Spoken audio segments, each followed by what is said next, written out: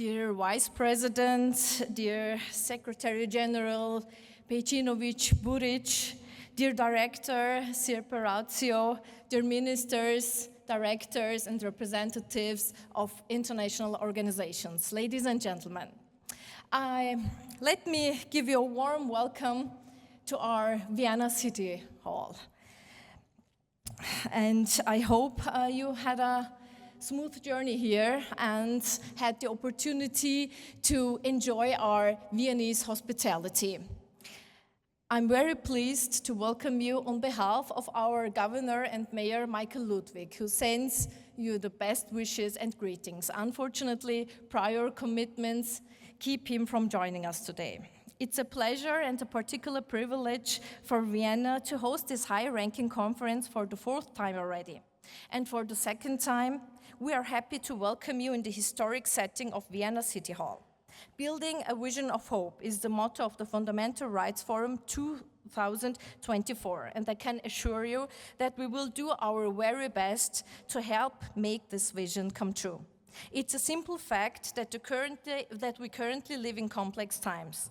The war in Ukraine, started by the Russian invasion on 24 February 2022, has shown that the safety, peace, and stability we enjoy here at the heart of Europe can be jeopardized from one day to another. Not long ago, a war right here in Europe seemed beyond imagination. The direct repercussion of the war in Ukraine reached us in Vienna too. Hundreds of thousands of displaced Ukrainians passed through the city in the days and weeks after the Russian invasion. They found shelter, sustenance, help and support in day centers and emergency shelters. Many of them stayed in Vienna. About 30,000 Ukrainian families currently live in the city, mostly women and children. And many of them now go to school here. After all, the Ukrainian border is closer to Vienna than the border to Switzerland. The tragic events of the conflict in Ukraine have nevertheless demonstrated that, after all, the European Union is important and indeed indispensable. And I'm more certain than ever before that the EU is the greatest peace project in the history of our continent.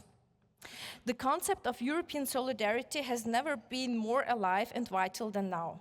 The horrible war has brought everyone in Europe closer together, although, of course, we would never have hoped for these circumstances.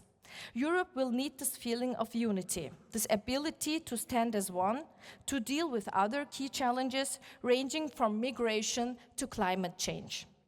A stronger, more unified Europe is our only chance to resolve these issues. Right now, the values of the European Union are more important than ever.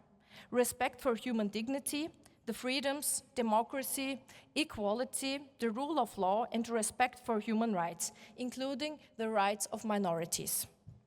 But these European values are only effective if they are lived and upheld each and every day. The actions of right-wing populist governments in some European member states have proven again and again that this system of values can be very fragile, and that European values need to be strengthened no matter what. Cities play a vital role in the implementation of human rights.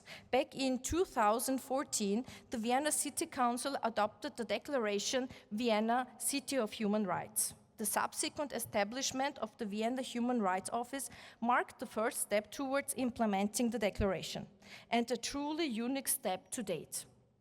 Let me also take the opportunity to thank Ms. Shamsazadi. She's the head of our Human Rights Office. Above all, however, special praise and recognition must go to the organization behind this event, the FRA, the European Union Agency for Fundamental Rights, which guards and defends the fundamental rights of the EU. In particular, I would like to thank its new director, Sirpa Ratio. Welcome to Vienna.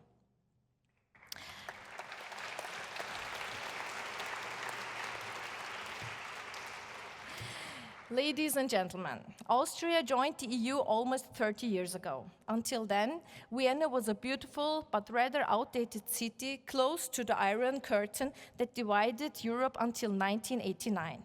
Since Austria's EU accession, the situation has changed profoundly. Vienna has virtually moved from the fringes of Europe to its very center. Today, Vienna is a cosmopolitan city at the heart of Europe, with 2 million inhabitants. Entire neighborhoods have been renovated with EU co-founding. The population of Vienna is growing by tens of thousands every year and has become more international and diverse than ever. What is more, the average age in Vienna has gone down. Our city is younger than ever before. This is a good sign, as it proves the city's vibrant development, of course. At the same time, it's a major challenge for Vienna, as political and urban planning must focus on providing enough housing, healthcare services, public transport, schools and kindergartens for everyone. Around 3/4 of all European citizens live in cities or urban areas. This means that for 335 million Europeans, their home city is the most important reference point in the institutional structure of Europe. It's therefore obvious that cities need to be given an even stronger institutional position in the EU institutions. The rule of law of local level was discussed at the EU Capital Mayors meeting on 23 January this year. Cities are the level where public authorities deal most directly with the needs and problems of citizens. In many respects, they are the first point of contact for citizens. The European Commission has recognized this fact and has announced that it will work closely and, above all, directly with the local level in future. Direct funding from the EU is also being considered. In my opinion, it's a game changer when it comes to promoting fundamental rights where citizens need them most, at the local level, in their cities, in their districts. We are very proud of the fact that Vienna is a role model in many key areas of local government and administration. The city has a long-standing tradition in social housing and has managed to keep rents comparatively low overall. Woodland areas and natural bodies of water make up a large share of the city's surface, and they are accessible for everyone, free of charge. We have a good public transport network, and the social welfare system has undergone regular adjustments to reflect changes over time, most recently to cushion the sharp price hikes we have seen. We want everyone in the city to have equal access to these services. This is why we keep asking ourselves questions such as, in which language do we need to communicate our services, or how we can ensure active citizen participation is possible for everyone in our city, regardless of where they come from, what languages they speak, whether they are male, female, or non-binary. I can see many young people in the audience. The organizers have even placed a special focus on addressing the next generation. It's very important and good to know that young voices will be heard over the next 2 days. After all, the decision made today will primarily affect the generation that is now growing up. We need these young voices. Building a vision of hope is the motto choosing for the next 2 days.